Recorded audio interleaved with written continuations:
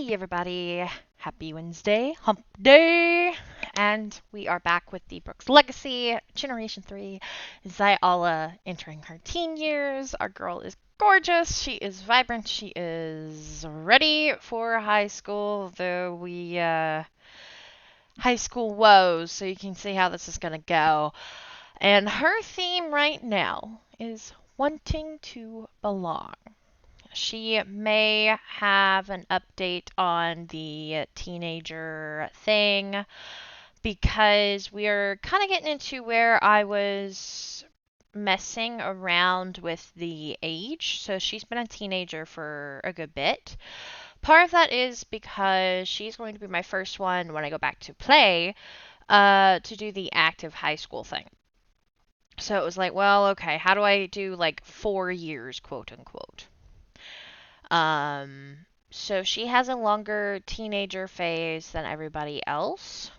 Simply because when I stopped playing, I was in the middle of trying to figure that out, messing with it and whatnot. So, and also it does allow me to have some time to do some story bits with the sim while they're teenagers. So yeah, that's that. I just wanted to kind of explain that. Um, and yeah, so let's get into it. This is Xialla's first day at high school. She is pretty excited. She didn't have a lot of friends in elementary or junior high, so Zai is hoping she gets some friends soon. Ooh, maybe she could join a club. She's already in Scouts, but no one likes her for some reason. So maybe the art club, or a comic book club, or a gamers club. She has heard of a game called Dungeons and Dragons from her cousin Panda. He has always wanted to play. Maybe she can learn, then they can play sometime. But, anyways, wish her luck. Well, um, that whole making friends thing, Xialla doesn't think it's going to work out. She was super friendly, attended classes and everything, but, well, after a few days of trying, she thinks people hate her just like elementary school. Xialla recognizes some of her classmates, but no one wants to talk to her. She wishes Oscar was in some of her classes, but he's a senior and she's a freshman, or a fish, as they are called. Yeah. And unfortunately, because she studies in class, answers questions, and asks questions in class, she's being bullied. They lured her out towards the back of the school and started harassing her, trying to throw her in a dumpster. Zell got really scared and just started screaming Oscar in her head, hoping maybe he was around. And somehow he came. He dropped everything. Somehow Xialla knew he was over a mile away helping someone with Calculus 3 in his homeroom. But he came running.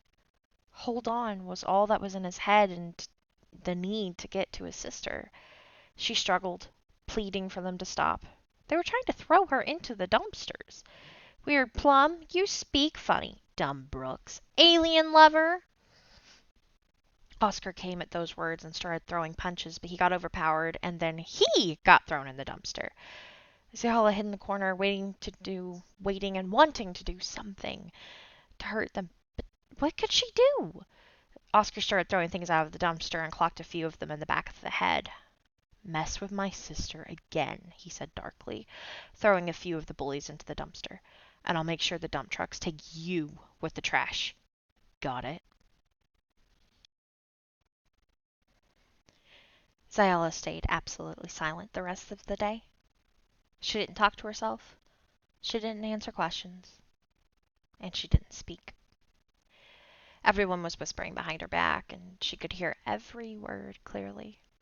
Oscar was still filthy when they got home, and absolutely still raging angry. Why did this happen to her? Why does everyone hate her? Xialla never wants to leave her room again. Xialla spends a lot of time at home. She doesn't look forward to school anymore, but Red always waits for her to come home for cuddles, even when he is filthy. Silly fox. He loves rolling in the trash. Oh, and Zai tried her hand at painting once. Her dad came and tutored her. She made a pretty little flower. It's just anything to keep her troubles off of the bullies, you know? She doesn't even want to do her homework. She has no friends, and she so wishes she did.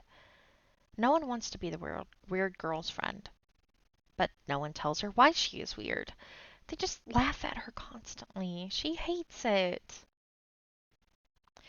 But Xialla is still ever optimistic, just not about school. She went to the Humor and Hijinks Festival with her family and was able to cheer up her Aunt Hope and Uncle Irwin, helping them in ways no one else could. She fully believed Marin would be found soon. She just knew it. It'll be okay. We're going to find her. Plus, I can help now, 'cause I'm older. It'll all be okay, Auntie and Uncle. Xialla likes it when she can be at home. She plays League of Legends, and she can lose herself for hours in a video game. They are pretty fun. She's also trying to get better at chess, so one day she might be able to beat Oscar. They've been playing more lately.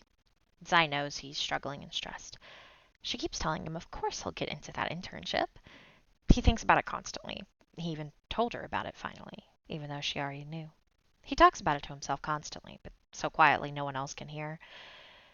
He's applying to the detective program. He wants to become a cop. He just wants to help people, figure out how to protect them better as a family, especially after Marin. Of course he'll get in.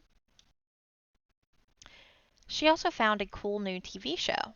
It's a live broadcast of aliens. It's kinda a sitcom, she thinks.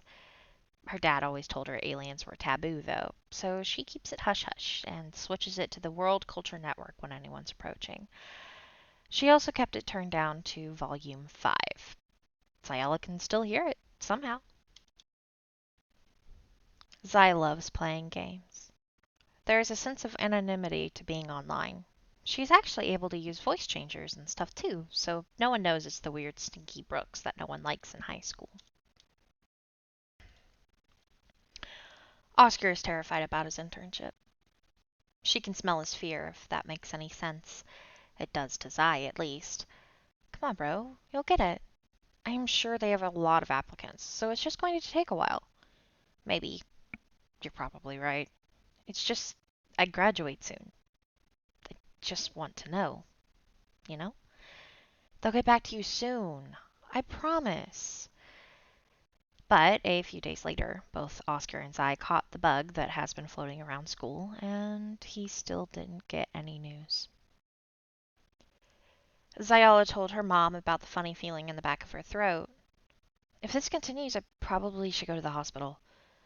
A couple of kids have had to be hospitalized. I don't want that, so I can just go get the shot, right? Shots never scared her, even though she has never had one.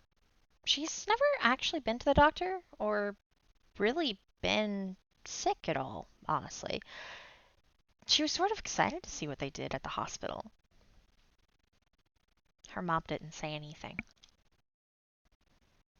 Xialla felt like crap later that day. Both Oscar and her had spots. He went to the hospital without Zai. She thought Oscar was going to wait for her, but no big deal. She can just catch up. She's always known how to get to the hospital and how to get help. It's one of the things they teach in elementary school. Dad was in the front garden, tending to the flowers. Hey, sweetie, where are you going? To the doctor. If I don't get some medicine in the shot, I might get hospitalized like the other kids, so I'm just going to go. I can do it. Oscar is there right now. What? The hospital? No. No, you can't. What? Why not? I'm sick, Dad. When you're sick, you go to the hospital. No. I mean, yes, when people are sick, they do go, but you can't, Sai, sweetie, okay? You can't go. No, you aren't going. What? Dad, I don't understand. I'm sick. Then you go to your room and sleep it off, but you are not going to the hospital. Only normal Sims get to go to the hospital. What do you mean by normal? Dad, you aren't making any sense. I'm going to the hospital to get better. No, you are not. I'm 14 years old and I don't want to be sick for days and not go to school. What if I die? Or what if I have to have a limb amputated? Just because you are being irrationally stupid doesn't mean I can't go. I am going. That's it. You are grounded, young lady. Get back to your room right now. But, Dad, go. Crying, she ran back into her room. She doesn't understand. Why did he do that? Why? Ugh! Oh boy. I think that's a great spot. Just to stop it right there. Oh boy. So, yeah, high school sucks. Xialla is in an unfortunate position. So is Andy. That could have been handled a lot better. But see, here's a weird thing is that Andy never really quite told Zai. Never sat down and talked with her about what she is. Because he doesn't exactly know himself. And also he would rather avoid it.